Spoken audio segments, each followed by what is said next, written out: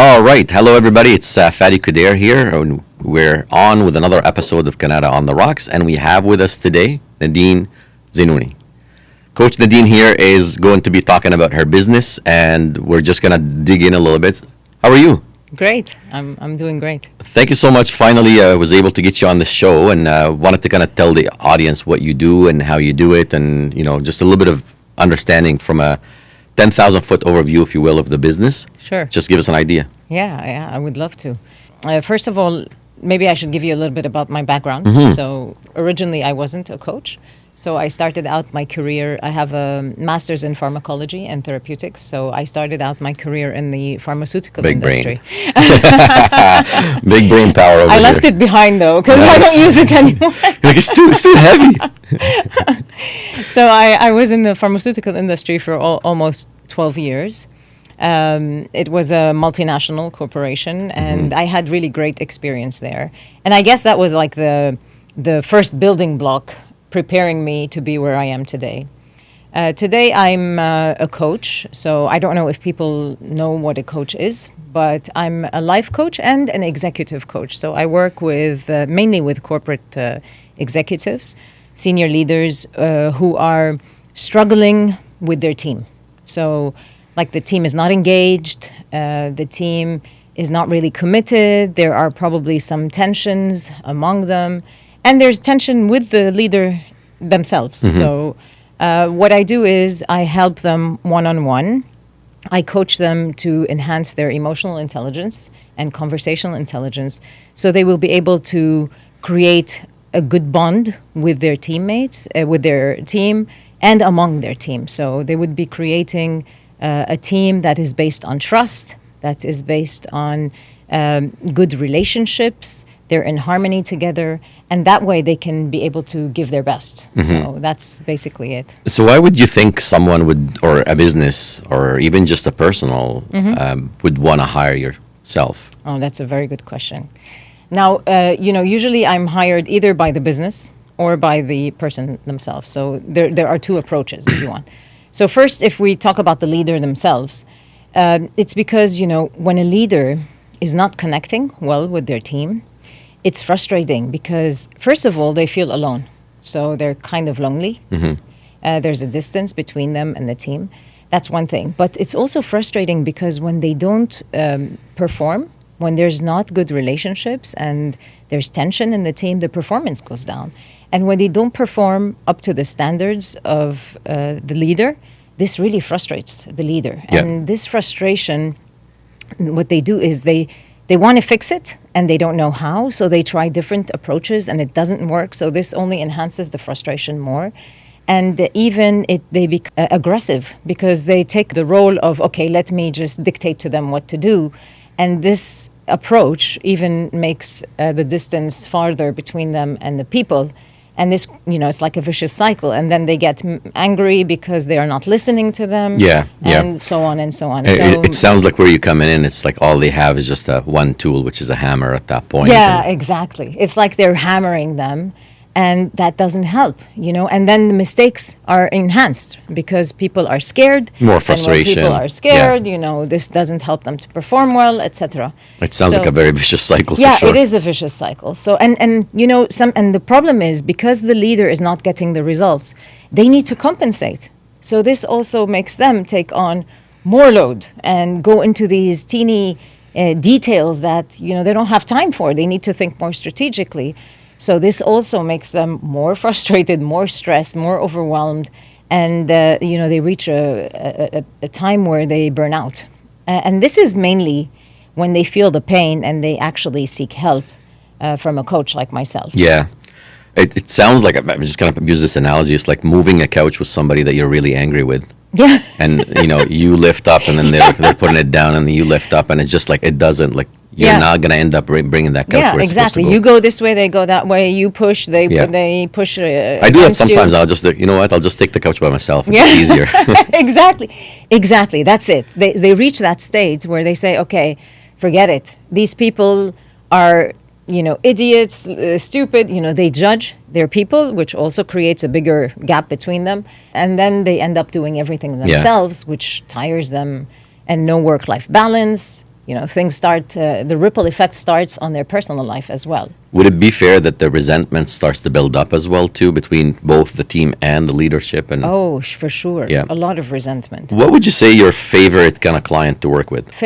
I love working with IT and engineers. So I like, people with big brains, Of course. very analytical people. Because usually, maybe because I was like that once upon a time. So when I was in the pharmaceutical industry, when I was given a team, so I used to be a brand manager, and I used to manage a brand and, marketing. You're working alone. Okay, you do use people, you need people around you to support you, but it's indirect influence. You're not really leading a team. So when they put me in a sales position and I had a team, oh my God, it was so difficult. It was a big change for me, I must say, because I needed to understand these people, and I needed to motivate them, and I needed to keep them going. And when they put me, the product was going through a very tough time, so people were not really happy, and I couldn't find a way to connect with them. I couldn't find that connection. I couldn't find a balance between, creating a good relationship and getting them to do the work.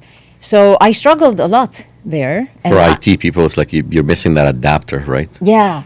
They've got a C plug and then you've got a USB-C and it's not working. Yeah, absolutely. So, and the thing is, we're always promoted because we're good at what we do. But when you manage people, it's totally different. It has nothing to do with what you do. And usually IT people, tech people, they're really good at their craft. They're excellent at their craft. But they don't have that many skills with people, like I didn't have. So I went through that process, and it was difficult for me, but I learned a lot. And that's why I like to support these people who are very analytical, who are not very much in touch with their emotions and emotions of others. I like to take that challenge of helping them develop through these stages. Yeah. Yeah. So that sounds like your ideal client is somebody that's difficult. Challenging. Challenging. I would say challenging. We don't want to say difficult. Challenging is a little bit better word, I think. It Some people- motivates me. Yeah, but I feel like some people actually take the word challenging as like an insult. I don't think it's an insult at all. I Oh. think it's just like it puts the other person on their toes, at least, that they're working Yeah. harder. Yeah. Yeah, that's interesting. So you felt, this Like if is someone one thing. calls me challenging, for example, I actually would take it as a compliment. That means that no matter what, they're always putting their best foot forward with me because they know I'm challenging, and I'm just gonna, bring the best out of them so they can actually work with me. Yeah, I love what you're saying. In conversational intelligence, we talk about how a word can mean several things to different people. And this is an example. So I said challenging, and I meant a challenging situation. I didn't mean the person, because you're right. If I say a challenging person, it does have a negative intonation to some people. So that's what you actually said. So the same word can mean different things to different people. So let me explain what I mean. What I mean is it's a situation that's not very easy to achieve, and I like challenges. So maybe that's why I loved when I worked with IT people, tech people, people who are really brainy and maybe not very much in touch with emotions. That's what I mean.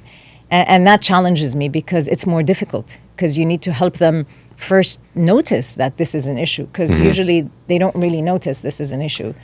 And I like that what you just said, because I feel also as a challenging person myself, I feel like a lot of the times when I take on a challenge, I get super excited. I'm like, this is going to be so hard.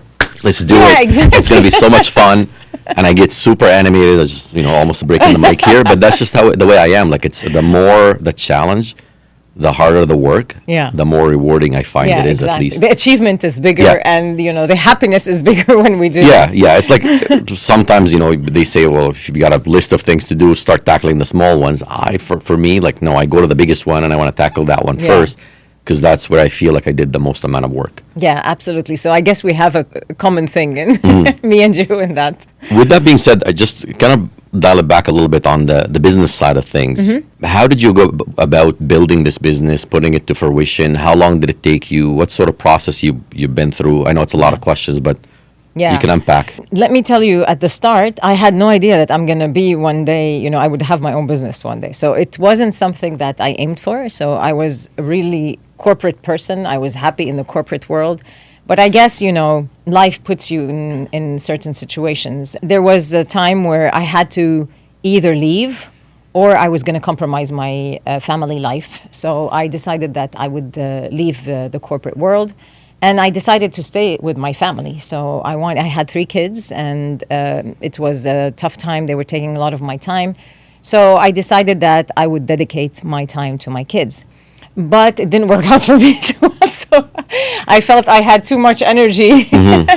And I started taking it out on the kids. So I decided that, no, I need to do something more that would give me a sense of achievement.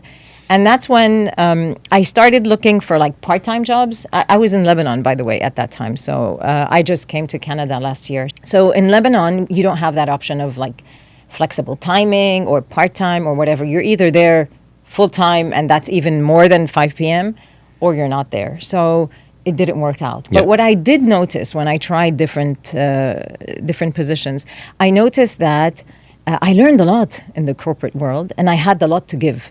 And I noticed that I like the helping people. So I said, okay, why don't I start my own company? Was it easy? No, of course not. It wasn't. So why did easy you decide to be a coach, per se? At the start, I didn't. I said, okay, I'm a good marketeer. Let me do marketing consulting for pharmaceutical. And I know the pharmaceutical industry very well. And that's how I started. And, I started making connections, telling people, and people knew me because I had been in the industry for some time. So I started connecting, etc. And I started getting nice marketing, projects. However, somebody told me, why don't you train us? You were a sales manager. You trained your team. You're already, you know everything. So why don't you do that? And I started thinking about that.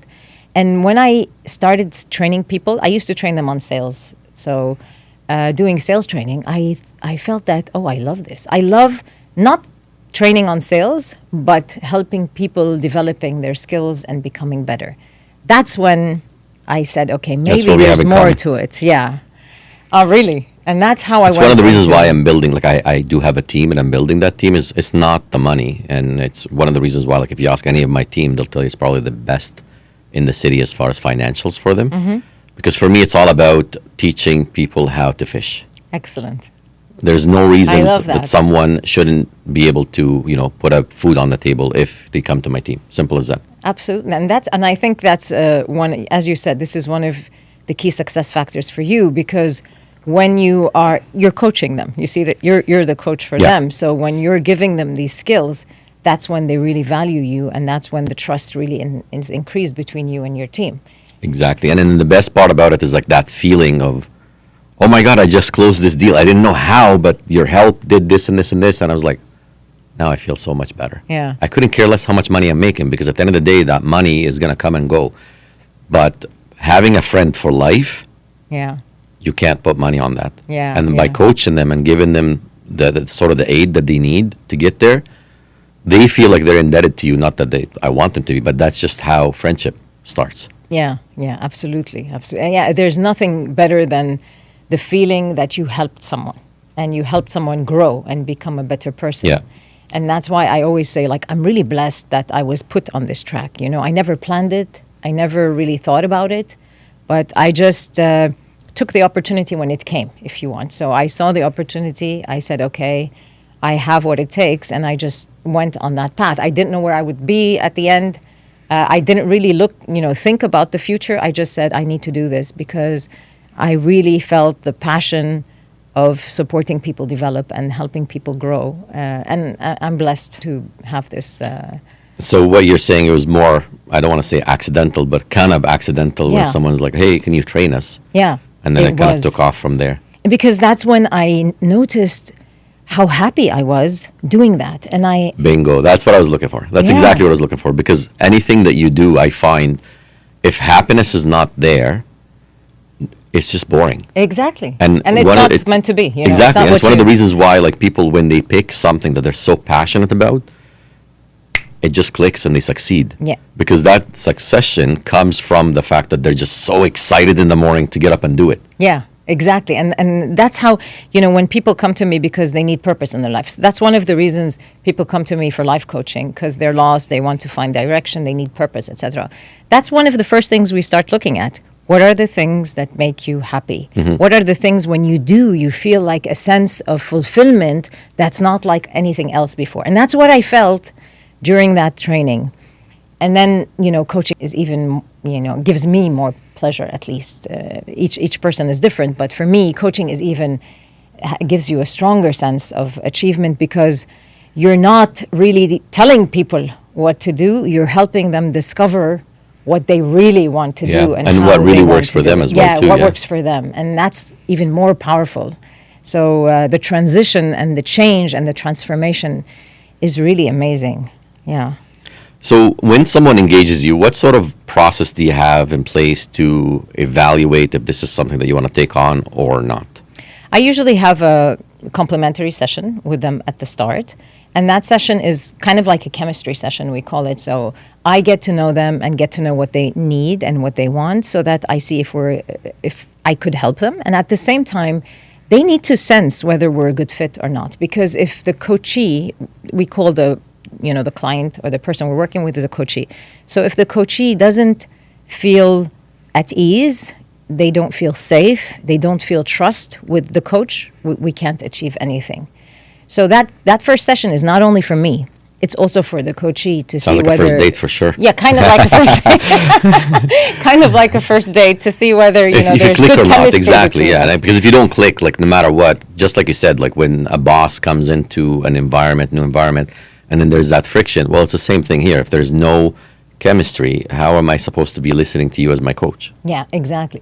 And, as I said, because the trust is an essential part of the coaching. When we feel trust, our brain opens up. So we call it our prefrontal cortex, which is like the area behind, this is the strategic area, the area that allows us to problem solve, to create, etc. We need that to be accessible when we're coaching a person, because they need to achieve their best. 100%. One thing that I really like about the fact that you mentioned trust for me is one of the massive foundation of any relationship. Yeah. Regardless if it's friendship, I totally agree. Work, even if it's client, even if I'm negotiating with another agent, it doesn't matter. It's a trust, the trust factor. Especially in your business. Especially in my business. And that trust builds respect. Yeah. The second I lose trust, I completely lose respect. Yeah. They go together. And when you lose trust, you need to try a lot, to bring it back, and it's very difficult. So that's why I tell people, be careful. Really think of what you say, what you do, because it's easy to say, I listen to my employees. Because almost every leader I ask, how are you with listening, and they say, oh, I listen very well to people. Hearing them out doesn't mean you're listening to them. So you really have to pay attention. Okay, what am I doing, and how's that behavior impacting the other person? And at any moment you feel that it impacted them in a negative way or in an unpleasant way, you need to take action to correct that. So it needs a lot of mindfulness and a lot of awareness in the moment, what's going on, so that you can build that trust and keep it. Because the moment it's broken, it's so difficult. It's just to gone, bring yeah. And not only that, it takes a lot more work to rebuild than it is at the beginning. It's like fixing a china. Like if you dropped it and you're trying to fix it, you're still gonna see the crack. Yeah. You can fix it. You still see the cracks no matter what. The one thing that you've mentioned about the listening and the hearing, in your opinion, what's the difference between the two? When I'm hearing you, I'm just hearing words. They're hitting my ear. It's a physiological response, but it doesn't mean I am really connecting with what you are saying, what you are feeling, and how important this is for you.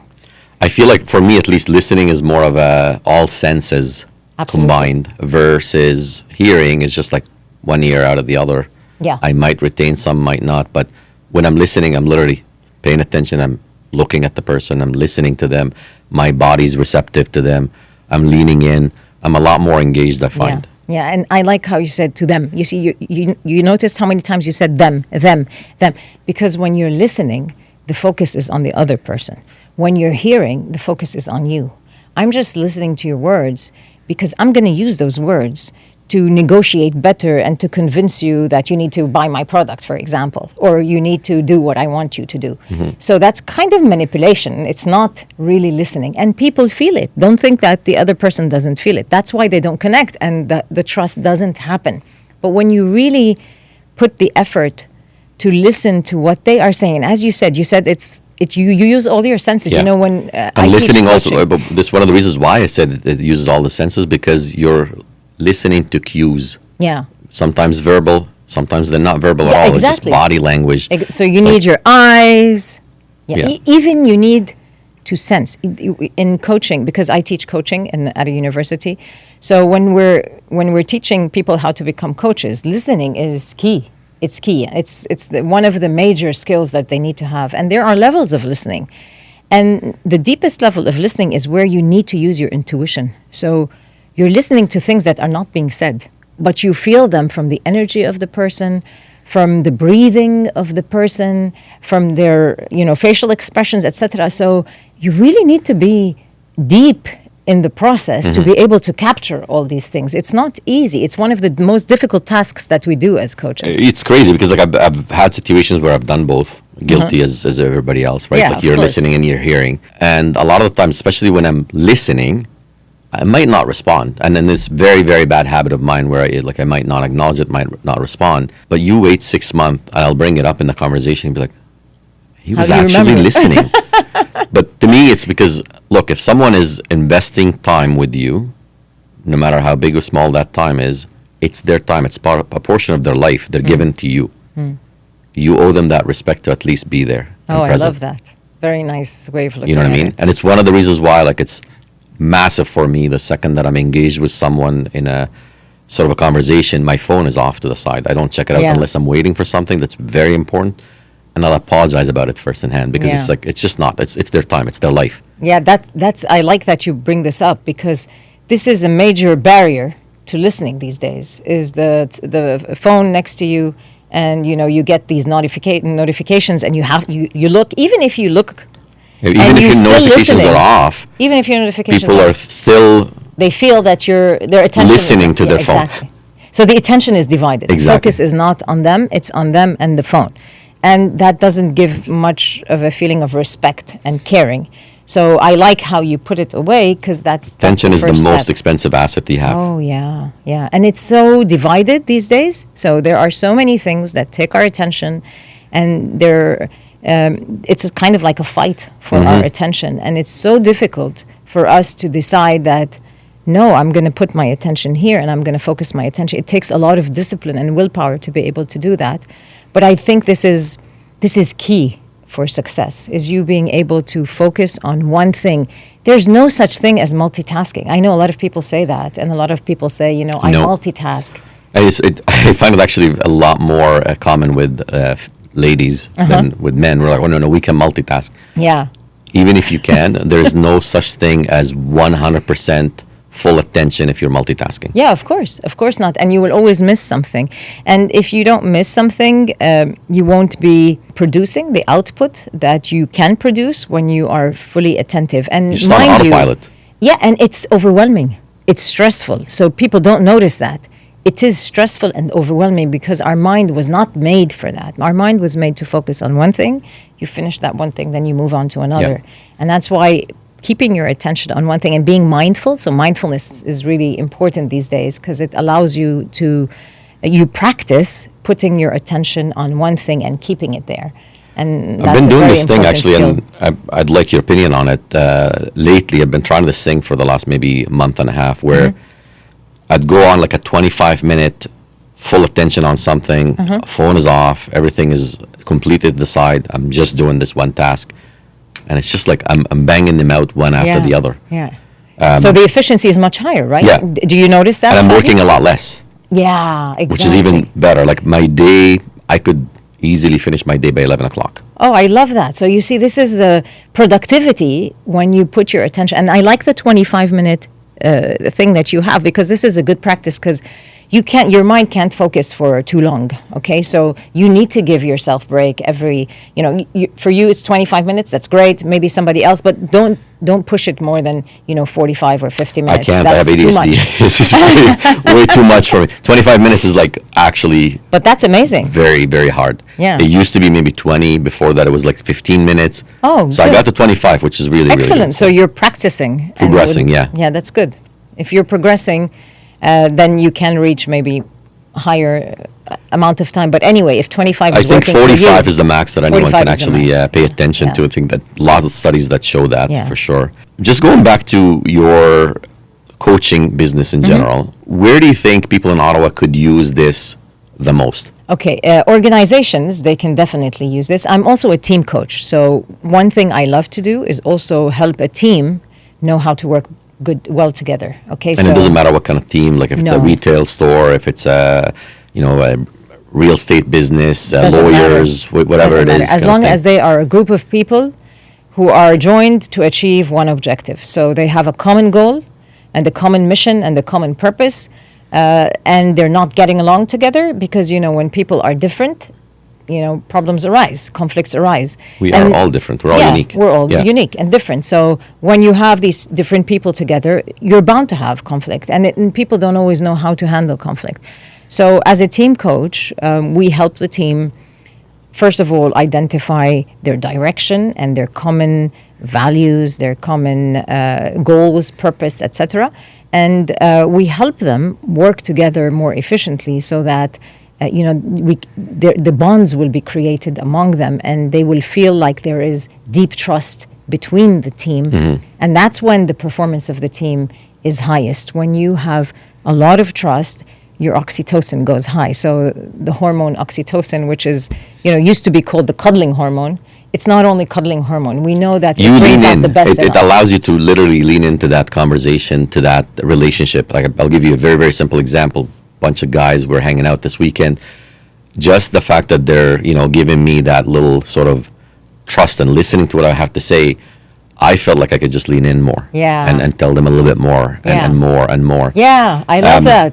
What are some of the misconceptions that you've been seeing as far as coaching business is concerned? Like when you meet with people, they have those sort of misconceptions About coaching. about coaching. A lot of people think that a coach is going to come and tell them what to do. So some people, this repels them because they don't want to be told what to do. And Especially a coach Libras. doesn't do that. A coach doesn't give advice. So we're not consultants and we're not trainers.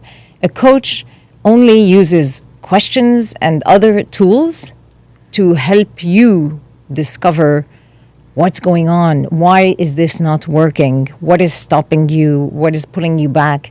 And then they help you address whatever is the reason. Because, our mind always gives excuses about things. So when I tell you, why am I not stopping smoking, for example? I can give you 100 excuses why I'm not stopping. Oh, I don't have the time. And, I don't have the energy to focus. It needs energy, whatever. These are all excuses.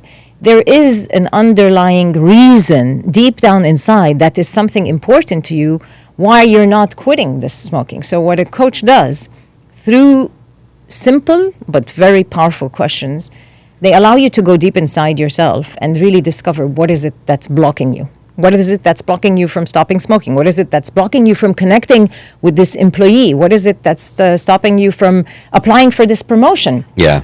etc.? So Would it be different. fair to say that the biggest lie we tell is actually the lie that we tell ourselves versus Yes. the lies we tell each other? Yes. We tell ourselves a lot of lies and we're very convinced about them. And as long as, if we are not open to search for a deeper reason, then we can't be coached, Yeah, but the other thing too is change is hard for a lot of people. Like, Oh, even if yeah. it's a small little change, Yeah. it's hard. It requires effort, and we're lazy by nature. Like we don't want to do something that we don't have to do, unless it involves food or the major 5 things that we really care about, kind of thing. With that being said, what are some of the roadblocks that you see when you're engaging with some of the clients that you have? Like some of the roadblocks they have, whether it's mentally or financially or others. What are some of those roadblocks that you? Roadblocks for them to be coached, do you mean? Yeah. Okay. First of all, there's one roadblock is sometimes people are not ready for the change, as you said. So they're scared.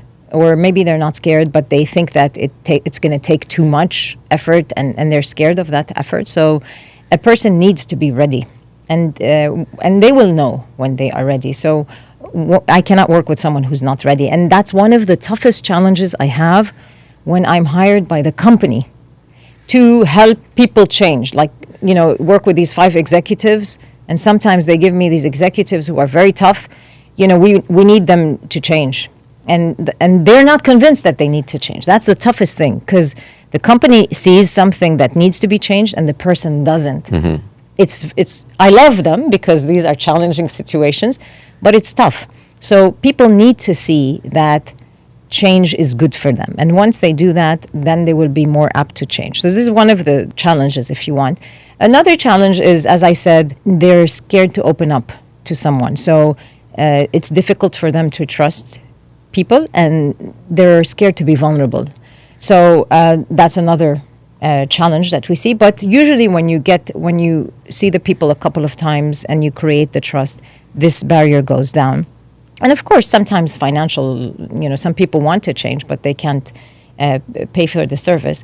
But I do offer a lot of complimentary support to people. So I have certain hours per week that I give for people who cannot afford. And because I want, in the end, this is a mission, and I want to help people change, whether they have the money or they don't have them. Well, the biggest thing, too, like you did mention at the beginning, like you're doing this as a passion. You're not doing this, although it's a business, you're not doing it just for the financials. It's the passion that leads. And if you lead from a place of passion, everything follows. Exactly. With that being said, you've been in Ottawa for quite some time. You were in Ottawa before, and then you left and you came back? No, I was in Lebanon all my life. Oh, wow, okay. Yeah, so tell me, how do you feel about Ottawa? It's a beautiful city.